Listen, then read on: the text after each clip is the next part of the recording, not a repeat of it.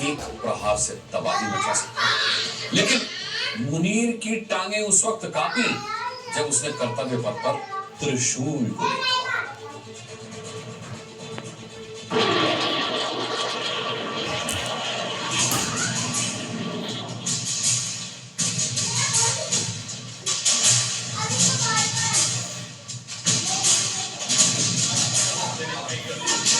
छब्बीस जनवरी के मौके पर हिंदुस्तान ने कर्तव्य पथ पर अपने हथियारों के जरिए शक्ति प्रदर्शन किया, वो भी पूरे 90 मिनट तक। एक साथ शान से आगे बढ़ते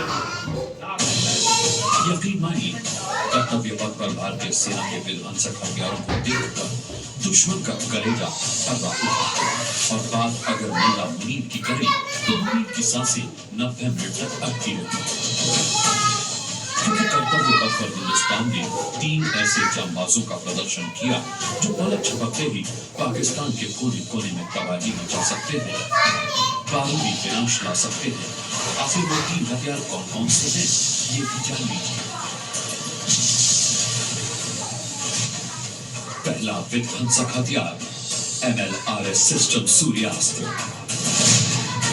दूसरा विध्वंसक हथियार LRASHM। तीसरा विध्वंसक हथियार शक्तिबाण ड्रोन रेजिमेंट। कर्तव्य पथ पर दिखाई देने वाला ये वही त्रिशूल है जिसने मुनीर के सीने को छलनी कर दिया, क्योंकि इस त्रिशूल के जरिए पाकिस्तान को रौंदना, उसके आतंकी ठिकानों को नेस्तनाबूद करना सिर्फ चंद मिनटों का काम है।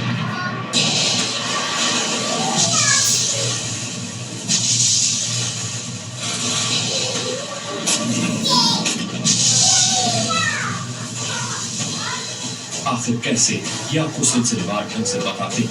सबसे पहले बात multi calibre long range rocket launcher system की, जिसका नाम है सूर्यास्त्र।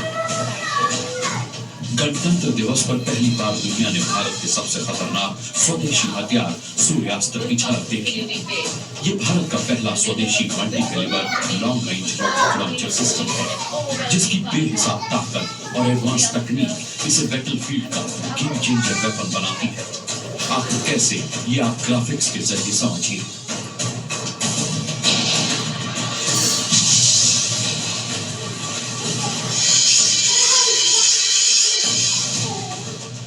MLRS सिस्टम सूर्यास्त्र की रेंज करीब 300 किलोमीटर है। इसके लॉन्चर से अलग अलग रॉकेट दागे जा सकते हैं। इसकी सबसे बड़ी ताकत टारगेट पर सटीक हमला करना है। ये सिस्टम BEML के हाई मोबिलिटी व्हीकल पर तैनात है। सिर्फ हथियार नहीं है, ये भारत की नई सैन्य सोच और आत्मविश्वास का प्रतीक है।